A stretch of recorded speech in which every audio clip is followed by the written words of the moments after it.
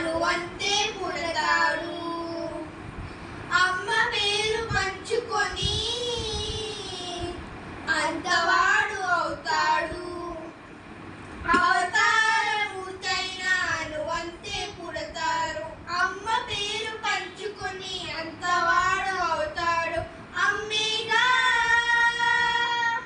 అమ్మేగా చిరునామా ఎంతటికన చరికటి.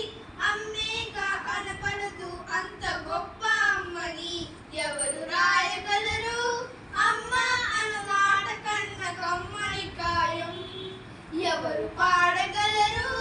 అమ్మ అను రాగం కన్న తీయని రాగం. శ్రీరామ రక్ష అంటూ నీరు పోసి పెంచింది.